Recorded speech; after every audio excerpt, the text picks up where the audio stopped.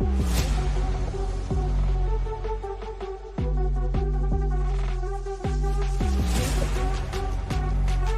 right, everybody, what's going on? And welcome to today's edition of SWAC Talk. Of course, this is the show. We cover the SWAC inside and out. And of course, as you know, I am your tour guide around the SWAC.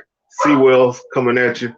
And today is going to be a little bit of this, a little bit of that. This is what I like to call my news and notes show. Where we got a few different things to talk about. So we're just going to cover them all here right now. Today we're going to talk a little bit of football. We're going to talk some football schedules because everybody's schedule is out, so we're going to run through those. And then we're going to wrap it up with some men's and women's basketball because we are in the home stretch of basketball season now. Only got a couple more weekends left, so every game is important. So we're going to talk about the action from last night, and we'll go over the games that are going to be played on Monday. So with that being said, man, y'all can hit the socials there on the screen. Facebook is SWACTalk, Instagram SWACTalk, Twitter SWACTalk76. As you may know or may not know, we are rapidly approaching our second year of existence. The show basically got started on YouTube on April 1st. It's not April Fool's joke. We literally started on April 1st on YouTube. And we want to continue to bring you guys, the content that we do. We enjoy doing everything. We enjoy the SWAC smoke. We enjoy the chopping it up and the SWAC Talk show itself.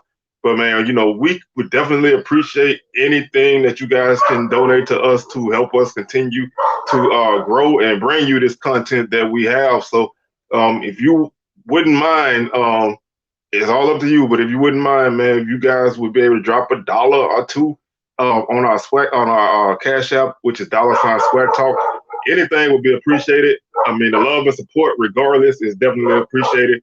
But it's always a good little thing to see where we stand on that kind of stuff. So I just like to thank y'all first and foremost, man, for the support. I couldn't do this without any of y'all hitting the subscription button. So make sure you do that if you haven't done it, man. We are over I think we had like 825, almost at 900. So we're going to continue to march to 900. When we get to 900, we're going to do some kind of little giveaway for that, and then we'll do the same thing when we hit that 1K mark. So we getting where we want to go, but we can't make those marks without y'all hitting that subscription button and also hit that notification bell so you can be alerted to all the videos that we drop. Like I said, we have the Chopping It Up series that drops whenever I'm able to get those interviews, so they don't normally drop on Wednesdays and Sundays, so don't miss out anything, man. Hit that button, like the videos, and share them, man. Hit the comment section, man. Let me know what you think about the schedules this season, and let me know what you think about the SWAC basketball, man. Support SWAC basketball. That is my hashtag for the rest of the season. There's only a few games left, man. Support SWAC basketball. There's been some really good crowds the last few weeks. I like to see that continue. Some nice hostile environments, man. We got it all in SWAC basketball, man. You got teams talking trash to fans. You got football teams talking trash to basketball teams. You got cheerleaders getting thrown out of games. Man, it's on and popping. So, man, don't miss out SWAC basketball action. It is ridiculous. And there's some really great talent playing too. It's not just all circus on the sidelines. It's some really good basketball being played on the court. So don't miss out on any of that. Baseball is starting, softball is starting. We're gonna talk about those in the upcoming weeks. So, like I said, we cover the SWAC inside and out over here. So you're gonna get a little bit of this and a little bit of that from every sport, as best as we can, So, man, let's go ahead and start this thing off right. We're gonna go ahead and start off with football. I know y'all love football. Football is king in the South, and you can't run from it no matter how hard you try. Somebody like me that's more of a basketball person. You can't run from football. It's always lurking. So signing day has come and gone. Every team now has a head coach. So we don't have any of that drama waiting. The portal is quiet right now. So spring practice will be starting, in the next month or so for everybody, which means spring games are going to be coming. And we'll definitely talk about all of that when we get closer to that. So the time being, to fill this time, we're going to talk about the football schedules that have been announced. But at this point, I believe everybody's schedule has been announced. And I wanted to wait until everybody's schedule was out before we went through them because I didn't want to piecemeal them, one here, one there, two here, two there. So everybody dropped their schedules at different times. So everybody's schedule is here. Let's look at them, man. We're not really going to grade them to me because I don't really, you don't really know what a team got and what a team don't got. But I will say, if a team look like they got a schedule I don't like compared to a schedule I do like, we'll just leave it at that. And I'll explain why I like a schedule and why I don't like a schedule. So let's start off with the Bulldogs of Alabama A&M. They open up their schedule on September 2nd at Vandy. Then they come home on September 9th and play Lane College. I believe that's the Louis Cruz Classic. That's usually their first home game of the season. Saturday, September 16th, they head to Baton Rouge for the first time since 2019 to play the Southern University Jaguars. September 23rd, they host UAPB. September 30th, they host Tuskegee. I believe that's their homecoming. October 7th, they play Jackson State in Mobile in the Gulf Coast Challenge.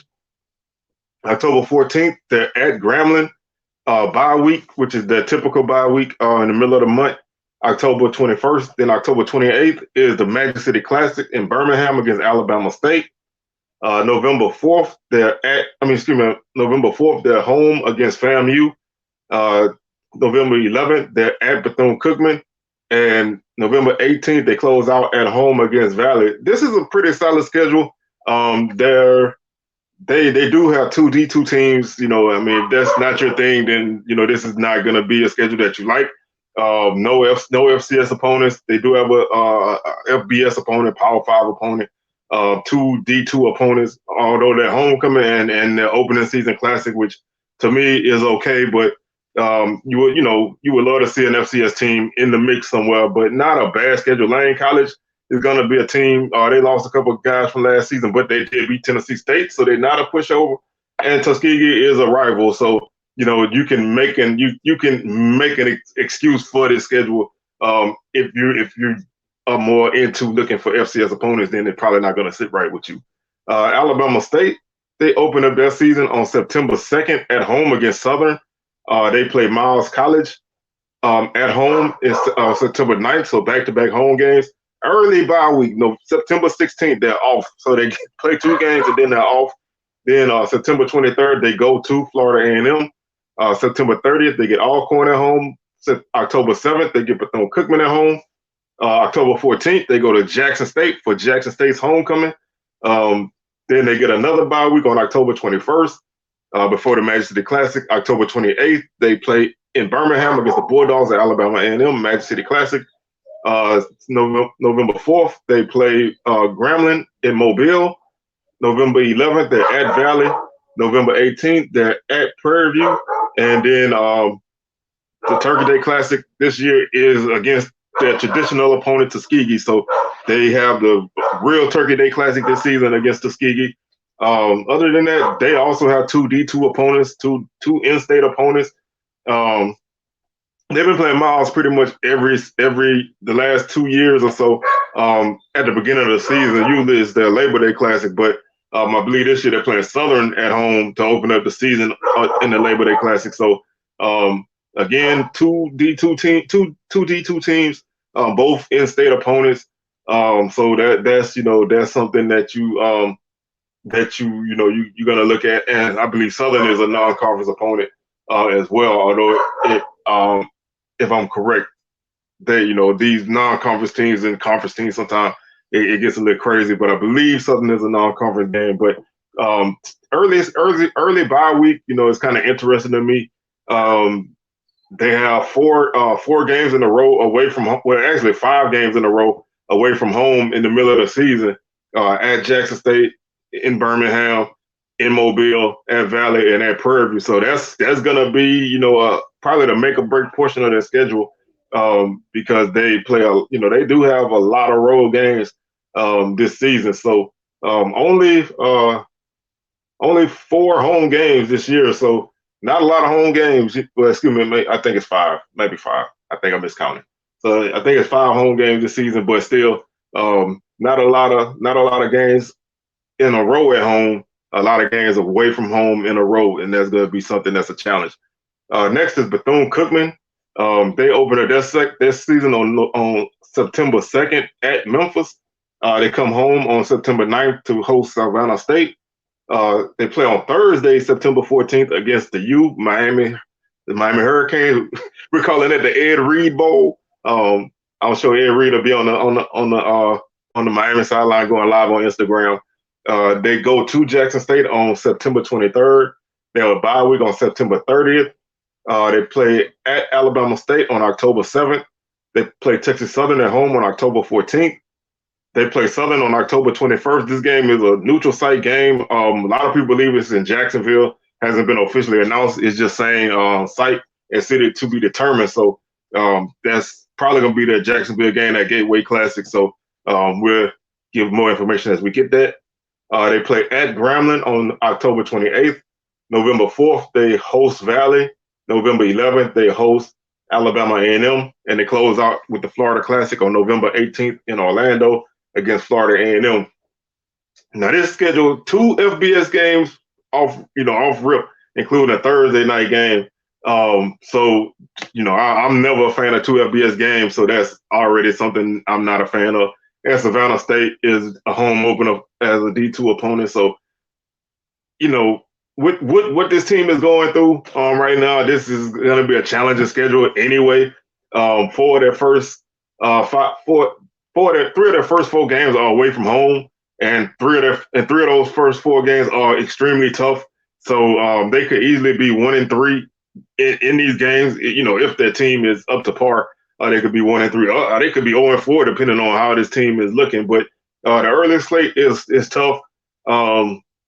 You go to Alabama State, come home for Texas Southern, and play Southern on a neutral site, and then you got a game on the road at Grambling. That's all these stretches are tough.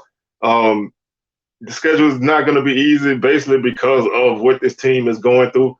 I'm just not a fan of 2 FBS games. That's just never going to be my thing. Like a lot of people don't like multiple D2 games. I don't like multiple FBS games. That's just never going to sit right with me. But they need the bread. So hopefully, they get good change from both of those games. Next we have the Rattlers of Florida A&M. They open up their schedule on September 3rd in Miami at the Orange Blossom Classic against Jackson State. 3rd year in a row in Miami, 3rd year in a row, opening up the season, 3rd year in a row. Huge SWAC game to open up the season. This is a must-win for them this season. They need to win this game. Because if you look at their schedule, it is not going to get them where they want to go if they lose this game. September 9th, they're in Tampa at USF. September 16th, they play West Florida at home. Now, that's a D2 opponent. Last season, they were, I think, a semifinalist in the D2 playoffs. This is not an easy team. They did lose their head coach and a few of their guys, but we'll see what kind of team they have. Traditionally, the last few years, they've been a very strong team. Ask McNeese. They put a 50-piece on McNeese a couple years ago. So this is not an easy game. We'll get into all predictions and all that later, but this is not an easy game just because they D2. September 23rd, they are at home against Alabama State. September 30th, they're at Valley. October 7th, they're at Southern. They get a bye week on the 14th. October 21st, they're at Texas Southern. October 28th, they come home for Prairie View. I believe that's homecoming. November 4th, they're at Alabama A&M. They close out their home schedule on November 11th against Lincoln. And then they close out the season itself on November 18th in Orlando at the Florida Classic against Bethune-Cookman. Like I said, this schedule is, it's Celebration Bowl or bust. SWAC championship game or bust because you're playing Lincoln, who is a lower division team, and you're playing a D2 team, and you're playing an FBS opponent. So not a lot of wiggle room. Not a lot of wiggle room there. So you're really playing for a SWAC championship with this one, and it's an attainable goal. It's not, what I'm saying. It's not like they can't make it. They're gonna be one of the top teams in the East, so they still have their legitimate goals in front of them. But it's always good to have that safety net in case you fall short. With your schedule ending before the playoffs. The middle portion of the schedule has some. They have a 3-game road, well, actually a 4-game road stretch. A 3-game road stretch in the middle of the season. I'm not saying these games are tough right now, but just the travel factor. You're going to Valley, then you're going to Baton Rouge. You do get a bye week, but then you're going to Houston. So that's a lot of traveling in a row right there. That's something that's going to be something to keep an eye on. And then you close out your month of November. You start off your month of November at Alabama A&M. So there was a lot of traveling in this game, in this slate. And the team, you need home games. So I think South Carolina State game fell through, so they had to fill that game with Lincoln, and that kind of stuff happens. I mean, they didn't. Sometimes you don't intentionally schedule those teams. Sometimes those teams come on your schedule because of other factors. So, like I said, this is a SWAC championship, a bus game, and a season for them. So that's their main goal. That's everybody's main goal. So why wouldn't they approach it that way anyway? But let's look at Jackson State's schedule. They open up their season in week 0 on August 26th in the MEAC SWAC Challenge against South Carolina State. They play in Miami at against Florida A&M in the Orange Blossom Classic. Then they go to Southern in a non-conference game on September 9th. The game is in Baton Rouge. It was supposed to be in Birmingham, but all of that fell through. So this is going to be home and home for the next 2 years in non-conference before it becomes a conference game again in 2025. They go to Texas State September 16th. That's their FBS game. Then they open up their home schedule on September 23rd against Bethune-Cookman. After a bye week, they play Alabama A&M in Mobile. October 14th, they get Alabama State at home for homecoming. October 21st, they go to Valley. October 28th, they go to UAPB. November 4th, they're at Texas Southern, and then a bye week, and they close out at home against Valley. Now, if you're a fan that want to see home games, this is not the schedule for you, man. This team only plays 4 home games this season, and other than the Alcorn game at home, I mean, homecoming is a big deal for Jackson State, and I guess you could say the opponent is a bigger deal because of the Eddie Robb, the Eddie Robb situation, but. Not a lot of the other 2 home games aren't the most interesting, but you do get Alcorn at home, so that's definitely a big game at home, and homecoming is going to be a big game. But a lot of travel for this team, man. You're opening up in Atlanta, then Miami, then Baton Rouge, and then San Marcos. That's a lot of traveling early in the season, 4 games in a row, all on the road before you open up at home on September 23rd. So their bye week is definitely going to be needed on the 30th because of a lot of travel. Then you have 3 of your next 5 games on the road as well following the bye week. So that's, it's just a lot of, it's just a lot of traveling. No crazy trips in terms of distance. It's nothing like, you're going to California, nothing like that. But still, sometimes being on the road, it adds up. But it's broken up into basically two 5-game blocks, and then the Alcorn game to close out the season. So getting that bye week before Alcorn is definitely a good thing. Get yourself all healed up and ready for that game because it's going to be a knockdown, drag out game. So I don't like all the road games. Although if they didn't play Southern, that probably would have been a home game. And the South Carolina State game, it's obviously a game that probably would have been a home game if they didn't play in the MEAC SWAC Challenge. So not a bad schedule per se. I just not a fan of so many road games. But what can you do? A lot of those games are gonna be home games next season. So it kind of works itself out. Next up is Mississippi Valley. They open up their schedule in Chicago against Central State on September 2nd. They go to Delta State on September 16th. They get a bye week at the beginning of the season. September 23rd, they're at North Carolina Central. September 30th, they play FAMU at home to open up their home schedule. October 7th, they are at Prairie View. October 14th, another bye week. October 21st, they host Jackson State. October 28th, they get Alcorn at home. November 4th, they're at Bethune-Cookman. November 11th, they host Alabama State. And they close out their season on November 18th at Alabama A&M.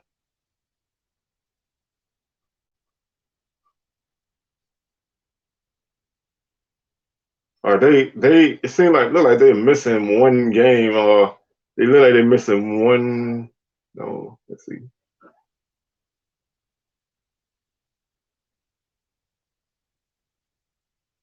Wow.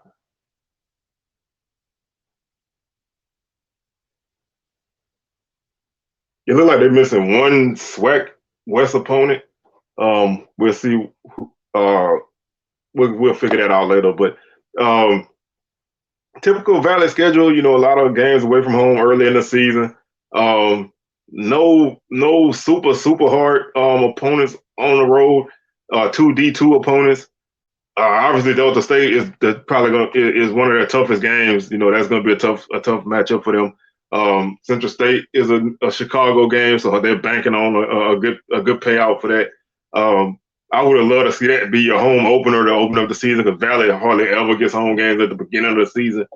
Playing a team like Central State, I would rather play them at home than in Chicago. But other than that, you get Jackson State you get Jackson State at home, and then you go to Alcorn. So you get your two big rivalry games kind of back to back. Not a bad schedule. Like I said, they don't really have that crazy. They don't necessarily have that crazy non-conference schedule that they typically have. So it's nothing really to kind of get crazy about with them. So not a bad schedule for Valley this season. Like I said, it's manageable. It's not too hard. It's not too easy. With a new coach, you kind of want to give yourself as many opportunities as you can. Playing Central State to open up your season is definitely a good way to kind of get things started off right. So that will work for Valley at this point. Next, we have the Braves of Alcorn. We'll see how their schedule shapes up. I will say Alcorn has had a really good schedule the last few years with FCS opponents, and I think this season will continue that trend.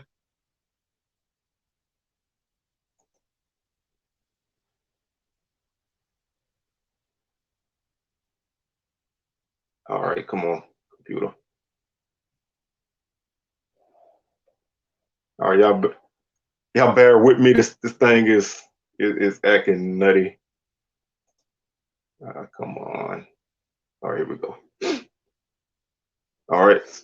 Alcorn opens up this season on September 2nd at Southern Miss. They go to Stephen F. Austin on September 9th. They host McNeese on September 16th. September 23rd, they get Alcorn at home. Alcorn, they get Prairie View at home. September 30th, they go to Alabama State.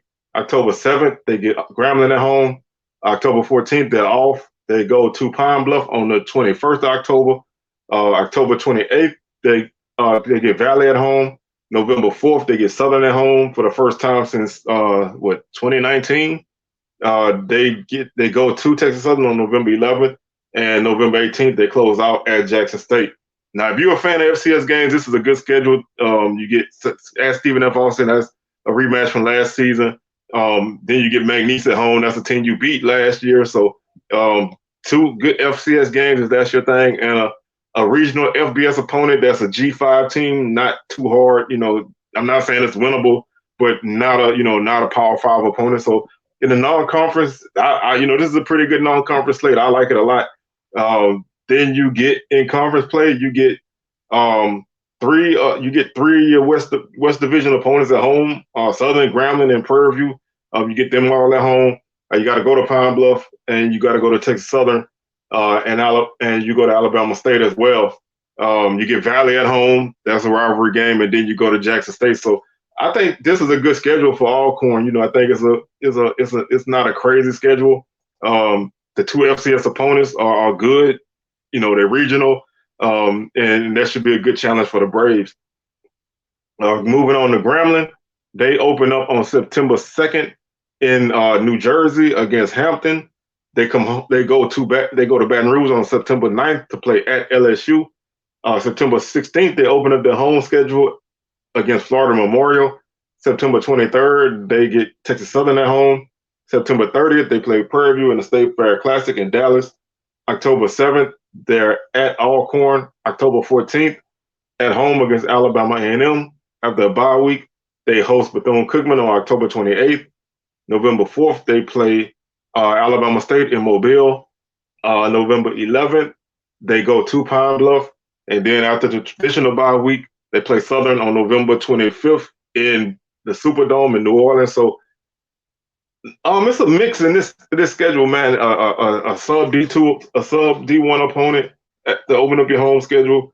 FCS HBCU in a neutral site to open up your schedule. Then a SEC team in LSU. So kind of got a mix, but that early home game is definitely good for me for Grambling.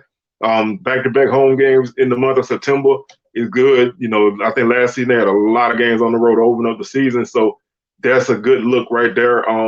Getting a couple games at home. I mean, you know, nobody's a fan of Florida Memorial. I mean, you know, but whatever happens, you know, sometimes it happens. The conference slate not bad. You do get a couple home games in conference play. You got to go to Alcorn, but two of your West Division opponents, as usual, are in neutral sites. So you know that doesn't hurt. 3 neutral site games to open up, and 3 neutral site games for Grambling. Well, 4 actually. So they are playing on neutral sites a lot this season. So pretty solid schedule. Like I said, I'm not a fan of Florida Memorial, but you know it is what it is at this point. Next we go to the Panthers of Prairie View. Again, another team that's been scheduling pretty good. They definitely take advantage of having so many opponents in Texas. They open up at TSU on September 2nd in the Labor Day Classic. September 9th, they play Abilene Christian at home to open up their home schedule. September 16th, they go to Dallas to take on SMU. They go to Alcorn on September 23rd. September 30th, they get Grambling in the State Fair Classic in Dallas. October 7th, they get Valley at home. October 14th, they go to Houston Christian. Not a tough road game now. October 21st, they get a bye week. The 28th, they go to Florida A&M. November 4th, they get Pine Bluff at home. November 11th, they play at Southern, and they close out their season at home against Alabama State. So this schedule here, man, they don't leave Texas very often in this season. They only play, I believe, 2 games outside of the state of Texas, 3 games outside the state of Texas.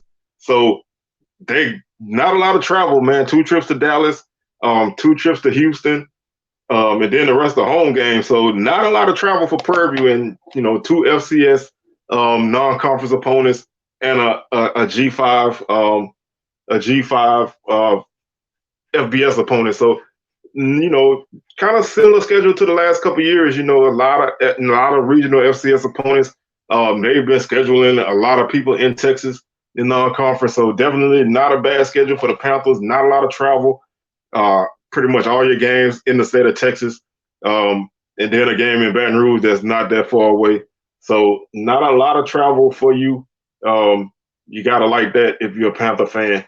Looking at Southern, and this schedule is controversial. Southern, the last season Southern schedule was pretty controversial. I guess they love to have controversial schedules.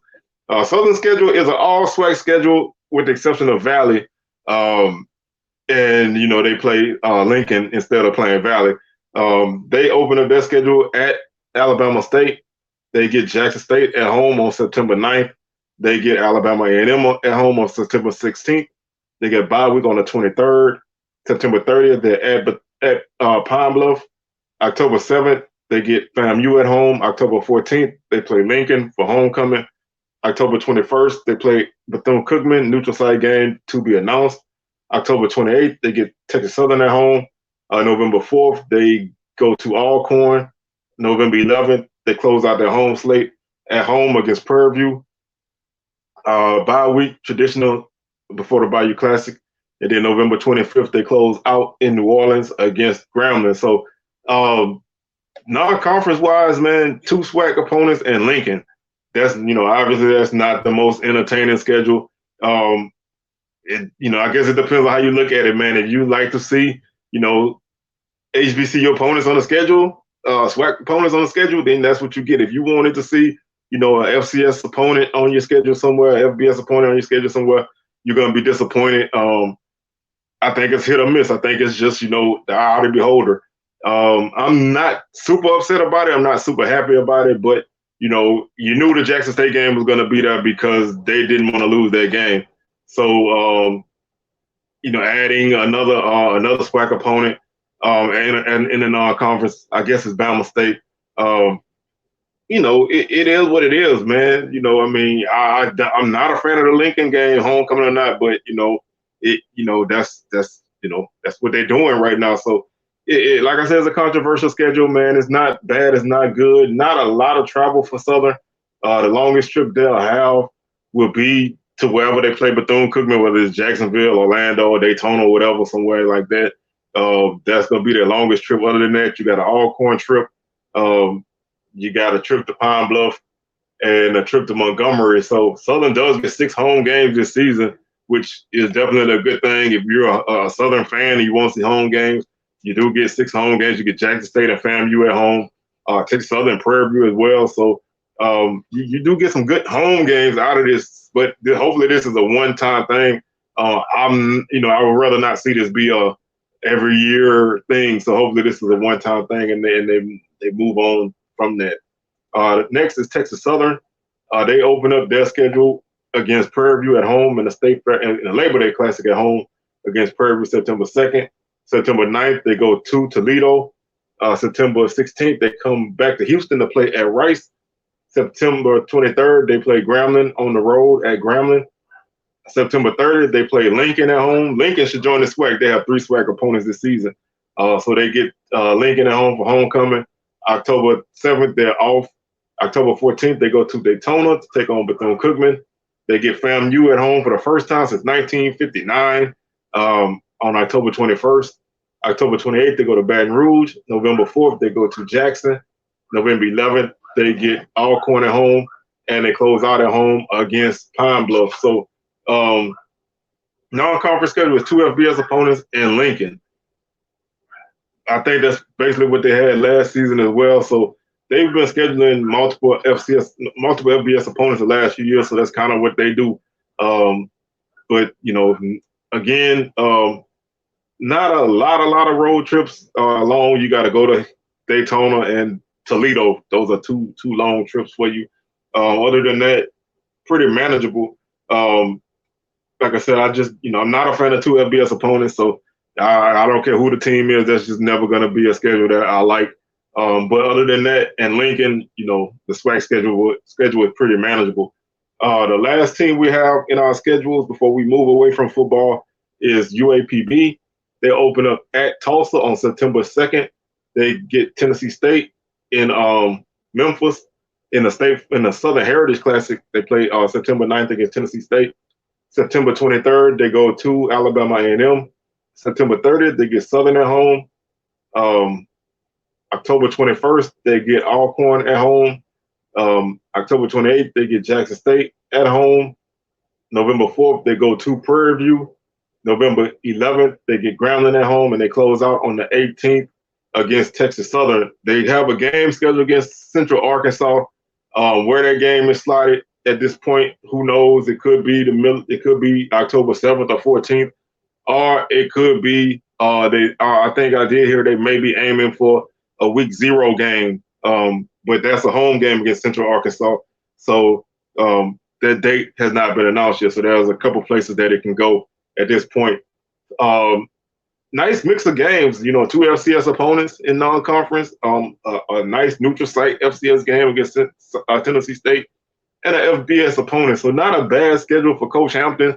First year, you get Southern at home, you get Alcorn at home, you get Jackson State at home, basically all in a row, depending on where that Central State game comes. If Central Arkansas game falls in that mix, then you get 4 games in a row at home against opponents that are going to attract crowds. So they do have a really good home schedule this year. You get Grambling, you get Jackson State, Alcorn, Southern, and Central Arkansas. So you can ask for a better home schedule if you're Pine Bluff. So if you want to turn out to Pine Bluff games this season, this is the year to do it, man. They got a lot of good home games.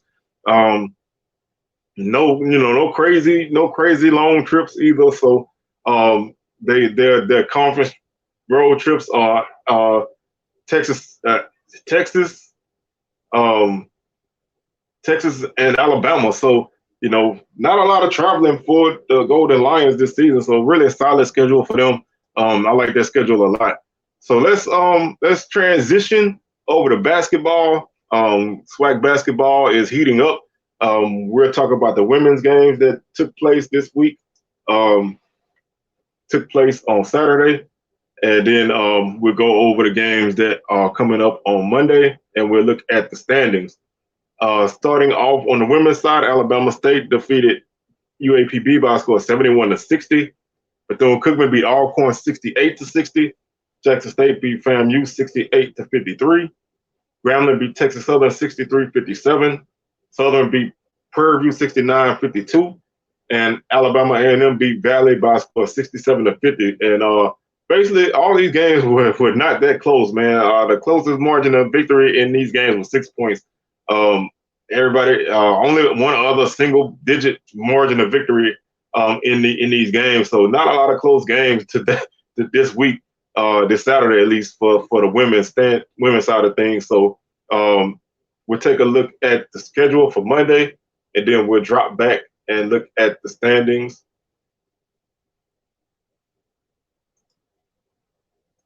Monday, February 13th, Valentine's Day Eve, Alabama A&M is at UAPB. That game is on the UAPB Sports Network. Jackson State is at Bethune-Cookman. There's a 4:30 tip on the Cat Eye Network. Alcorn is at Florida A&M. 4:30 tip off FAMU Athletics Facebook page. Prairie View is at Grambling. 5 o'clock tip off. Alabama State is at Valley. 5:30 tip off on the Valley Sports Network. Texas Southern is at Southern. 5:30 tip. That's the HBCU Go game of the week. So make sure y'all check that out. I'm sure the Groundland game will be shown on their site. That's the women's schedule for Monday. Looking at the standings, Jackson State continues to lead the women's side of things at 11-1, 14-8 overall. They are on an 8-game winning streak. Alabama A&M is second at 9-3, 11-11. They are on a 3-game winning streak. Bethune-Cookman is 9-3. They are also they're 9-3 tied with Alabama A&M. They are 10-12 overall, and they are on a 5-game winning streak. Alabama State is 8-4, 11-12 overall. They've won 2 straight. Prairie View is 7-5, 10-13 overall. They've lost 1. Southern is 7-5, 10-13 overall as well, and they've won 1. Pine Bluff is 6-6. 8-14 overall. They've lost 2 in a row. Grambling is 6-6, 7-16, and they've lost 1 game right now. Alcorn is 5-7, 9-14 overall. They've lost 1. FAMU is 3-9, 5-18 overall. They've lost 2 straight. Texas Southern is 1-11, 1-22 overall. They've lost 8 straight. And Valley is still winless at 0-12 with a 2-21 overall record. So right now, FAMU is probably out. Texas Southern is out. Valley is out. So right now, we basically have like 9 teams still battling it out for the conference tournament. Jackson State is firmly in first place with a 2-game lead. Alabama A&M and Bethune-Cookman right now are tied. Just looking at how these 2 teams play.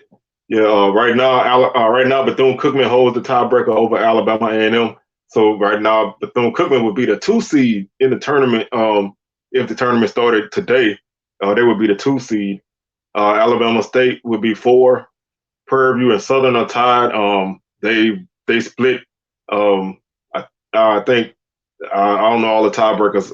If you split, I think it's margin of victory or something like that. So right now, I believe Southern will be 5th. I believe Southern will be 5th at this point. Prairie View will be 6th. Pine Bluff will be Pine Bluff and Grambling are tied for the 7th spot. And right now, Pine Bluff beat Grambling, so Pine Bluff would be 7, Grambling would be 8. So if we were to have the tournament today, the matchups would be Jackson State and Grambling. Pine Bluff would play the 2 seed Bethune-Cookman. The 3 seed Alabama A&M would play the 6 seed Prairie View, and Southern and Alabama State will play in a 4-5 matchup. So FAMU is still, Alcorn is still in the mix. They're only one game out of the seventh place spot, so they're still, they still have some room to maneuver. They're not fully out of it yet. As the women's side was full of blowouts, the men's side had a couple close games, a couple entertaining games that came down to the end. And we'll actually kind of look at the box scores for those couple games when we get to them. Alabama State beat Pine Bluff by a score of 74 to 71. Really close game now. The Hornets pick up a crucial road victory, much needed road victory. They were able to withstand this game. Really, like I said, this was a big game. We'll look at the box score for it, and we'll go through it real quick. Alabama State was able to get a career night from Alex Anderson. He had 29 points on the night. He was 11 of 18 from the field, 2 of 2 from 3, and 5 of 8 from the line. He had 2 rebounds as well to go with 3 assists and 2 steals. Jordan O'Neal also had 11 points for the Hornets, and Kendall Parker had 11 points off the bench for the Hornets. They shot 49% from the field, 36% from 3, and 79% from the line. They had 27 rebounds, committed 25 fouls, had 10 assists, 13 turnovers, 3 blocks, and 5 steals. Pine Bluff was led by Colin Milton with 17 points. He was 4-13 from the field, 1 of 5 from 3, and 8 of 9 from the line. Not a good shooting night for him, but he did make up for it at the line. He had 5 rebounds, 5 assists, and 1 steal. Chris Green had 14 points off the bench, and Caleb Stokes had 12 points in 9 minutes. He was hot, 5 of 8 from the field, 2 of 3 from 3. And also Sean Dawes had 12 points. Not a good shooting night for him, 4 of 11 from the field. The Golden Lions had 32 rebounds. So they out-rebounded the Hornets by 5 in a loss. They had 20 fouls, 13 assists, 12 turnovers, no blocks, and 6 steals. They shot 42% from the field, 33% from 3, and 69% from the free throw line. The Golden Lions also got 46 bench points, so a really good night for them on the bench, but they ultimately came up short. They trailed in this game by 3 at the half and basically played a tie game in the second half to lose by 3. The next game on our schedule is Alcorn and Bethune-Cookman. Again, this was a game that came down to the very end. Bethune-Cookman actually had a lead late in this game. Both teams kind of traded back and forth. Bethune-Cookman led by 1 at the half. Alcorn led a lot of the second half.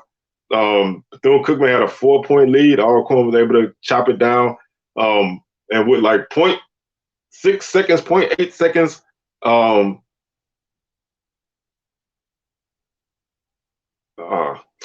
Dontrell McCarter caught an alley-oop with like 0.2 seconds left in the game to win the game for Alcorn.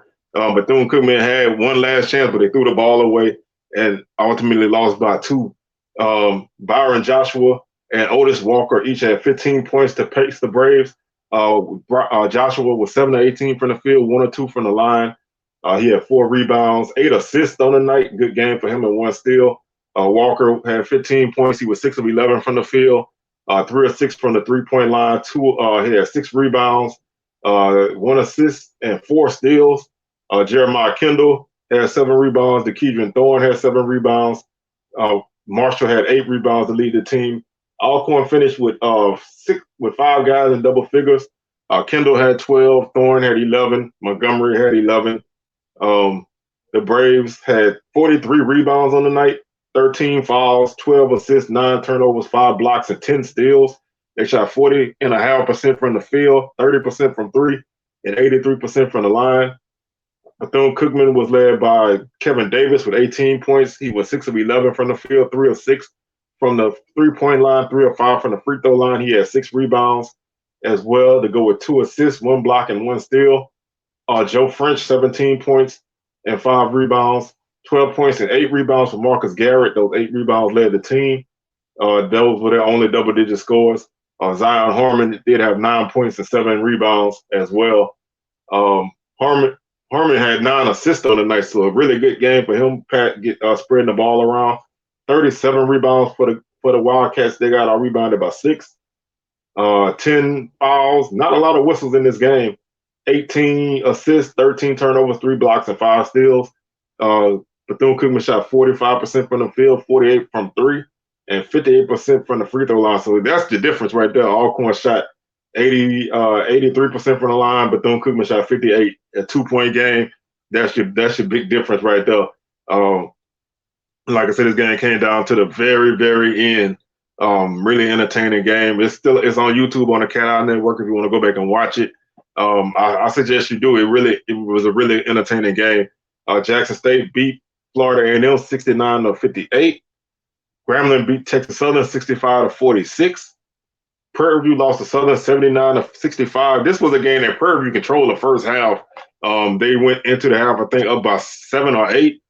Southern came out in the second half and erased that lead really quickly and was able to, after a couple of minutes of back and forth, trading 1-point leads, Southern was able to take control of this game and kind of put it away. Prairie View did cut it down to 4. It was like 4 minutes, and Southern was able to build that lead back up to 14 and win this game. Big victory for Southern at home. They remain undefeated in conference play. They're the only undefeated team at home in conference. In the conference, they're the only team undefeated at home. So, again, tale of 2 teams. Southern at home, Southern on the road, 2 different teams, but the home Jags won this game. And another game that was pretty interesting, man, for a lot of reasons. Valley lost to Alabama A&M by a score of 70-68 in double overtime. Offensively, this was not a crazy game, man, but, like I said, anytime you have a double overtime affair, you always want to kind of look into it. A cheerleader got thrown out of the game for Valley. The game is on the Valley Sports Network. You can go back and watch it and see all of that take place. But this was a game, 2 teams battling. Valley trying to keep themselves in the tournament hunt. Alabama A&M, trying to, build their standings, and both teams went head to head. Cameron Tucker led, Dallin Smith led the Bulldogs with 20 points.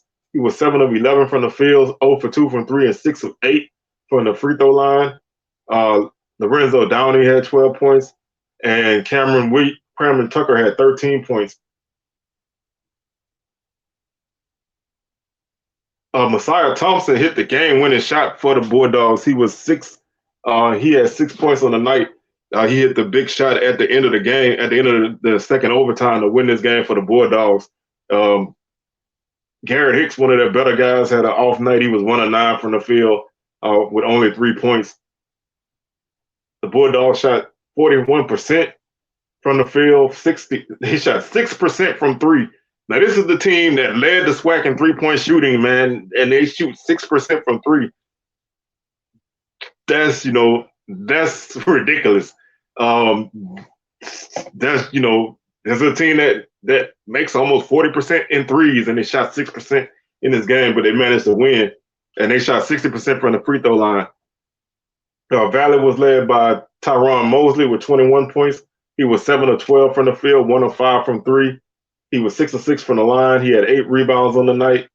Terry Collins had 13 points and 10 rebounds. He had a double-double, not a good shooting night for him. He was 2 of 10 on the night, 1 of 6 from the 3-point line. He did make all 8 of his free throws. He also had 4 assists, 1 block as well. And Alvin Stredick had 10 points for Valley as their other double-digit scored. The Bulldogs had 41 rebounds on the night, 19 fouls, 9 assists, 21 turnovers. That'll do you in all the time. 3 blocks and 6 steals. The Bulldogs had 32 rebounds, 21 fouls, 7 assists, 15 turnovers, 2 blocks, and 10 steals. Valley shot 42% from the field, 15% from 3, so nobody was making threes in this game, and 82% from the line. Like I said, this was a really crazy game. Like I said, if you have a team that shoots almost 40% or better from 3 and they only make 6%, that's tough, but they did manage to win the game at the end. So looking at Monday's schedule, Alabama A&M, they go to Pine Bluff. That game is on the UAPB Sports Network. Alabama State is at Valley. That's a 5 p.m. tip on the Valley Sports Network. Alcorn is at Florida A&M. That's a 6:30 tip on the FAMU Facebook page. Jackson State is at Bethune-Cookman. That's a 6:30 tip on the Cat Eye Network. Prairie View is at Grambling. That's a 7 p.m. tip. Like I said, I think that game's on the Grambling website. And Texas Southern is at Southern, 8 p.m. tip, HBCU Go game. So make sure y'all check that out. Should be an entertaining one. Looking at the men's standings, Alcorn remains in first place at 10-2. Grambling is 9-3, 16-8 overall. They've won 3 in a row. Alcorn's won 4 straight.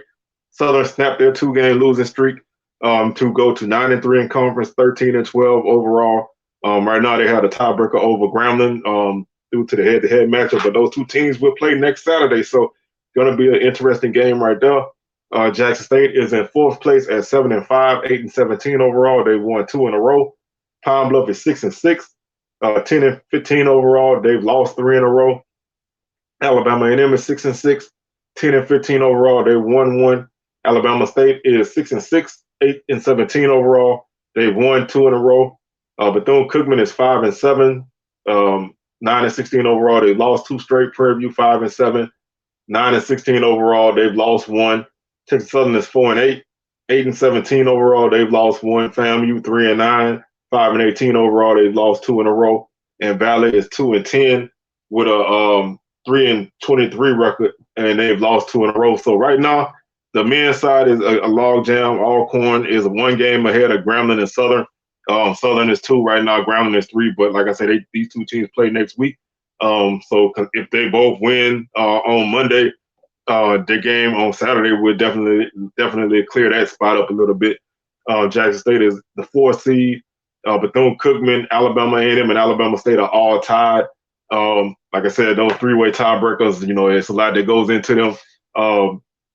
Right now, they have them listed by overall record. So Pine Bluff is 5th, Alabama A&M is 6th, Alabama State is 7th.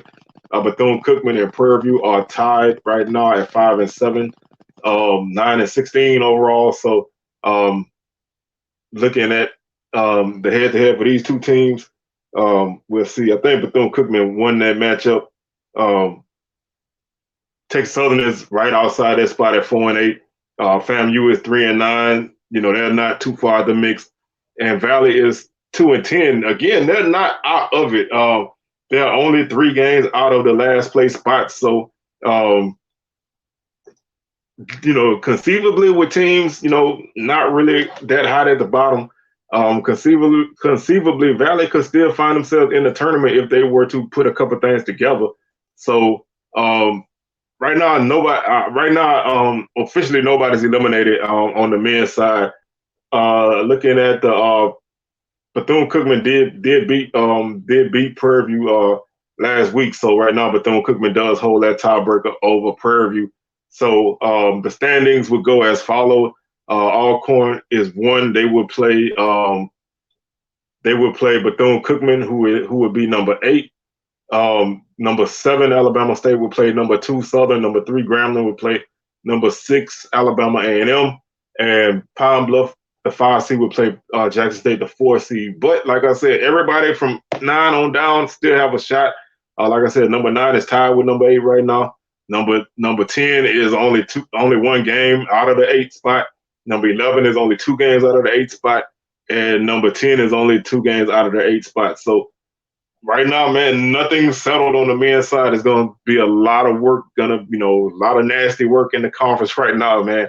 So we'll see what happens as we make our way to the end of the schedule. But, like I said, if you like chaos, man, this SWAC basketball season is for you.